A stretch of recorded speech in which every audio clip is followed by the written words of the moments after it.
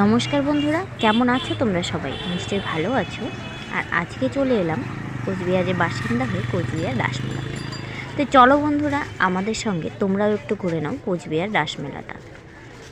তো সর্বপ্রথমেই অটো থেকে নেমে চলে এলাম মেলার রাস্তার দিকে। তো দেখতেই পাচ্ছ, রাস্তায় ঢুকতে ঢুকতেই যেসব দোকান রাস্তার চারিধারে বসেছে তার মাঝখান দিয়ে আমরা হেঁটে চলেছি। তো আমরা গিয়েছি মোট 5 জন, সবাই মিলে মেলা ঘুরে এলাম। প্রথমেই ঠাকুরের যেসব জিনিসপত্র পাওয়া যায় সেই জিনিসগুলোর দোকান বসেছে। তারপর আস্তে আস্তে হেঁটে হেঁটে মেলার দিকে ঢুকবো। তো আমাদের সর্বপ্রথম যাব হচ্ছে আমরা মদন মোহন বাড়িতে। তো আগে ঠাকুরকে দর্শন না করে মেলা ঘুরবো, সেটা কখনো হয়? ওর জন্য সর্বপ্রথমে চলে গেলাম মদন মোহন বাড়ি। তো দেখতেই পাচ্ছ পুতনা রাক্ষস। তো গোপাল ঠাকুর যে পুতনা রাক্ষসকে বধ করেছিল তারই চিত্র তোমাদের সঙ্গে তুলে ধরলাম। তো বর্তমানে এখন আমরা সেই কোচবিহারের মদনমোহন বাড়িতেই উপস্থিত। তো চলো আমাদের সঙ্গে আস্তে আস্তে মেলাটা ঘুরবে আর উপভোগ করবে মেলার আনন্দ। তো সবটাই তোমাদের সঙ্গে শেয়ার করব। আর এই যে দেখো, চারুপাশ দিয়ে কত সুন্দরভাবে যে দৃশ্যগুলো সাজানো হয়েছে সেটাই একটু একটু করে তোমাদেরকে দেখানোর চেষ্টা করছি। তো যেহেতু দিনের বেলা গেছি মেলাতে, ওর জন্য সবটা পরিষ্কার। রাত্রেবেলাও অনেক লাইটিং আলো, আর বাচ্চাদের নিয়ে যাওয়া তো ওর জন্য দিনের বেলা। তো চলে এলাম মেলার মাঠের ভিতরে। তো মেলার মাঠে ঢুকবো তার আগেই একটা সুন্দর পুতুলের দোকান বসেছে। তো পুতুলগুলো দেখতে এত ভালো লাগছে, কি বলবো আর। আর আস্তে আস্তে দেখো মেলার মাঠের ভিতরে আমরা ঢুকে গেলাম। আমার হাজব্যান্ড মানে তোমাদের দাদা ভাই আর আমার ছেলে দাঁড়িয়ে আছে আমাদের জন্যে। তো যেহেতু অনেক লোক গেছি, হারানোরও ভয় থাকে। তো আমাদের আগেই বলে দিয়েছে, যদি কোনো রকম কেউ হারিয়ে যাও, দল থেকে বিচ্যুত হয়ে যাও, তাহলে পুলিশ লাইনে গিয়ে অ্যানাউন্স ওখানে যাবে, তাহলেই হয়ে যাবে। তো সবাই মিলে চলে আস্তে আস্তে মেলার দিকে হাঁটছি। আর হাতের কারুকার্যের মধ্যে সর্বপ্রথম চোখে পড়লো এই জিনিসটা। তো ভিতরে ঢুকে গেলাম।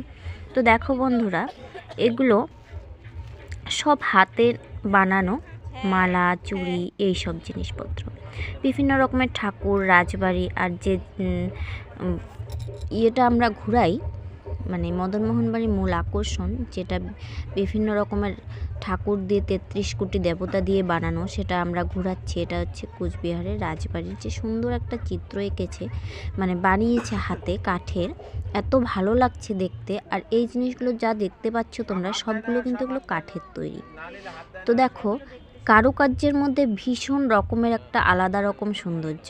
মানুষ কি না পারে, ইচ্ছা করলে সব কিছুই পারে। আসলে আমাদের কোচবিহারের রাসমেলাটা একটা ঐতিহ্যবাহী মেলা। এখানে বিভিন্ন রকমের দোকানপত্র এসে বসে। তো আমরা বিভিন্ন রকমের জিনিস কেনাকাটার জন্যই কিন্তু যাই।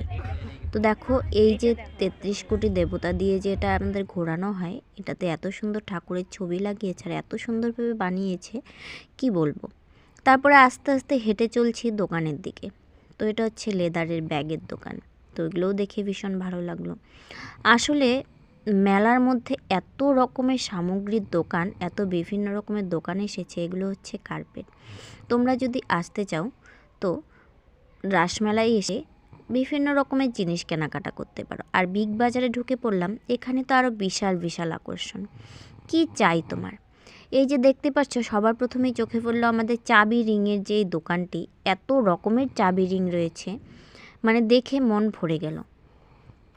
ভীষণ ভালো লাগছে দেখে। আর এই যে নিচে নিচে দেখতে পাচ্ছ তোমরা, এগুলো হচ্ছে সব হাতের কারুকার্য। তো মেলায় আমার মেয়ে দেখছিল কোনটা নিবে। তো আস্তে আস্তে একটা করে পছন্দ করছে, ততক্ষণে বললাম চল ওই দিকটা থেকে ঘুরে আসি, পরে এইসব জিনিসপত্র কেনাকাটা করতে পারবি। তো এই দেখো, এটার ভিতরে একটা ডল পুতুল বসানো, আর একটা বয়ামের মধ্যে মনে হচ্ছে পুতুলটা চারপাশে ঘোরাফেরা করছে। তো ভীষণ ভালো লাগছে জিনিস দেখতে। আর প্রতি বছরই যেহেতু আমাদের কোচবিহারেই হয়, আমরা কোচবিহারের বাসিন্দা, তাই আমরা কোচবিহারে রাসমেলাটা প্রতি বছরই উপভোগ করি। না আসলে ভালোও লাগে না। তো এবার চলে যাব ভিতরের দিকে। তো দেখি এবার কি কি নতুন নতুন দোকান এসেছে। বিভিন্ন রকমের জামা কাপড়ের দোকান এসেছে, বিভিন্ন রকমের শাড়ির দোকান এসেছে, চাদরের দোকান এসেছে। তো কি চাই তোমার, কোনটা নিতে চাও? বিভিন্ন রকমের দামের মধ্যে রয়েছে, তোমার মতো করে তুমি কিনতে পারো। 100 থেকে শুরু, 50 টাকার থেকে শুরু একটা জামা কাপড় রয়েছে যেটা তুমি এখান থেকে নিতে পারো। আর মালা, বিভিন্ন রকমের কানের, নানান রকম জিনিসে ভরপুর আমাদের এই মেলাতে।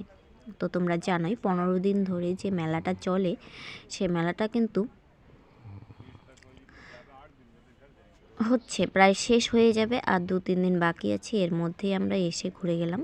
তো এই সব জিনিস, আর দেখো এটা ফার্নিচার কি বলবো, জাস্ট ওয়াও, এটাই বলবো। আর লাস্টে চলে এলাম মেলার লাস্টের দিকে। তো এই দিকে এসে দেখে নাগরদোলা, সার্কাস এগুলো বসেছে। তো নাগরদোলা ঘুরছে, যেহেতু দিনের বেলা আমরা এসেছি, তো সেরকমভাবে লাইটিং দেখতে পাচ্ছি না, কিন্তু সব কিছু পরিষ্কার ঝকঝকে। বাচ্চা কাচ্চা নিয়ে এসেছি, তো ওর জন্য দিনের বেলাটাই ঠিক আছে। সবশেষে চলে গেলাম ফুচকার দোকানে। তো ফুচকা খেয়ে এবার আস্তে আস্তে হাঁটবো বাংলাদেশের দোকানে। তো তোমরা জানো বাংলাদেশের এই দোকানগুলো নিয়ে কীরকম কন্ট্রোভার্সি হয়েছিল। বিভিন্ন রকমের শাড়ির দোকান বসেছে, ইলিশ মাছের দোকান বসেছে। সব শেষে আমরা এলাম হুড়মুড়ের চপের দোকানে। যে চপ খেয়ে এবার রওনা দিব বাড়ির দিকে। অবশ্যই কমেন্ট করে জানাবে কেমন লাগলো।